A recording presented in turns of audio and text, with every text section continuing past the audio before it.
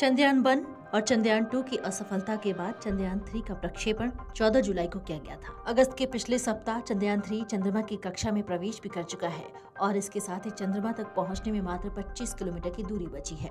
वैज्ञानिकों का मानना है कि चंद्रयान-3 की सफलता 23 अगस्त तक मिलने की संभावना है और 23 अगस्त को शाम 6:04 पर चंद्रयान-3 लैंड भी कर जाएगा।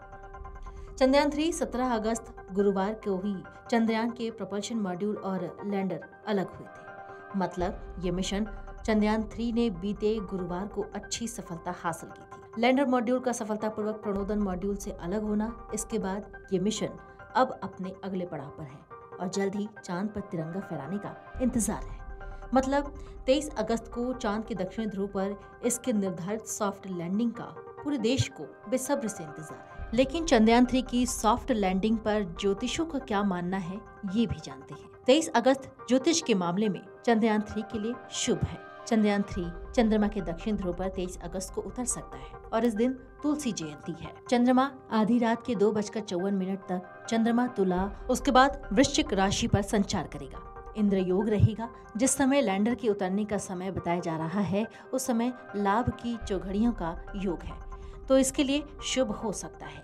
ग्रहों की स्थिति चंद्रयान की शुभता का संकेत दे रही है। ऐसा कहा जा सकता है कि ये मिशन सफल हो सकता है, मगर बहुत अड़चने आने की भी संभावनाएं नजर आ रही हैं। वृश्चिक लग्न उदय चंद्रमा की वजह से मिशन की सफलता को सोच सकते हैं, लेकिन कई ग्रह स्थितियां बाधा भी दे सकती हैं, क्योंकि शनि और मंगल का आमने सामने होना और गुरु और राहु का एक साथ छठे भाव में होना, उन पर शनि की दृष्टि होना और दशमेश सूर्य का अष्टम भाव में होना कुछ तकनीकी समस्या की ओर इशारा कर सकता है। तुलसी लग्न भारत के लिए शुभ साबित हो सकता है। हिंदू धर्म में चंद्रमा को देवता मानकर पूजा जाता है और इतना ही नहीं, कई तीज त्योहारों और विशेष तिथियों पर भी चंद्रमा से जुड़ी हुई पूजा अर्चन होती है। हिंदू धर्म में सूर्य की तरह चंद्रमा भी ऐसे ही देवता हैं जिनके दर्शन प्रत्यक्ष रूप से होते हैं। वहीं ज्योतिष में चंद्रमा को मन का कारक माना जाता है, जो व्यक्ति के मन, मस्तिष्क और भावनाओं को प्रभावित करता है। आइए जानते हैं कि चंद्रमा का हिंदू धर्म और ज्योतिष में क्या महत्व है। हिंदू धर्म में चंद्रमा को देवता माना जाता है। चंद्रमा महादेव के मस्तक पर सुसज्जित है। 12 ज्योतिर्लिंगों में से पहले ज्योतिर्लिंग सोमनाथ ज्योतिर्लिंग की स्थापना भी चंद्रदेव के द्वारा की गई थी, इसलिए चंद्रमा को सोम भी कहा जाता है। चंद्रमा से जुड़ी हिंदू पौराणिक मान्यताओं के अनुसार चंद्रमा को महर्षि अत्रि और माता अनुसुईया का पुत्र भी माना जाता है। वहीं ज्योतिष शास्त्र में चंद्रमा को मन का कारक माना गया है, जो कि कर्क राशि के स्वामी माने जाते हैं। कुंडली में चंद्रमा के आधार पर ही किसी व्यक्ति की राशि भी तय होती है।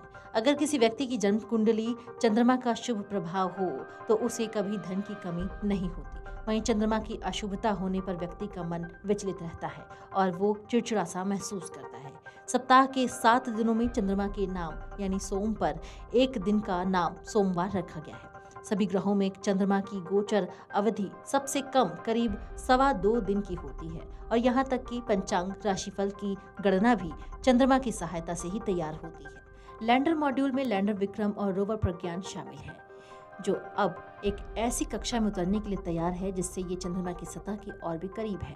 चंद्रमा के दक्षिण ध्रुव पर सॉफ्ट लैंडिंग अगले बुधवार को शाम 6:04 पर निर्धारित है। चंद्रयान-3 के उतरने की संभावना 23 या 24 अगस्त को बनी है, लेकिन इसरो ने ये ट्वीट करके जानकारी दी है कि 23 अगस्त शाम 6:04 पर चंद्रयान-3 लैंड करेगा।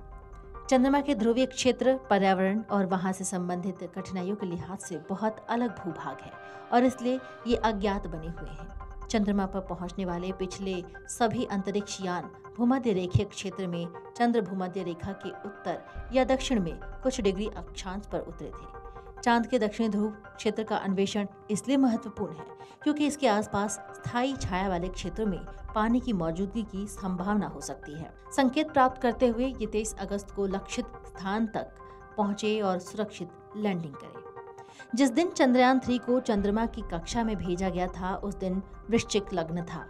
इसके स्वामी मंगल दशम भाव में शुक्र के साथ विराजमान है और इस मिशन को बल मिलने की प्रबल संभावना है, क्योंकि लग्नेश का दशम में होना और वहां से लग्न को देखना लग्न और दशम दोनों भागों को प्रबल बनाता है, जो इस मिशन और उसके वैज्ञानिकों के लिए सकारात्मक परिणाम देगा। मंगल के साथ शुक्र का होना चतुर्थ भाव में बैठे वक्री शनि थोड़ा परेशान करेंगे, लेकिन शनि मंगल का प्रभाव तकनीकी कार्यों में शुभ है। उम्मीद है कि इस मिशन में सफलता मिल सकती है।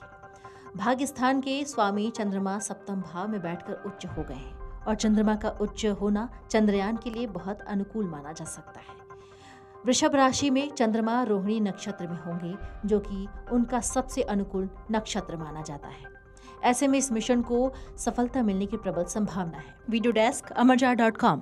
अमर उजाला अब आपके टीवी पर भी। अपने स्मार्ट टीवी पर YouTube पर सर्च करें अमर उजाला, चैनल सब्सक्राइब करें और देखें ताजा खबरें, वो भी HD क्वालिटी में। और हाँ, बेल आइकन दबाना ना भूलें ताकि हर खबर हो आपके घर। अमर उजाला, निष्पक्ष, निर्भीक, निरंतर।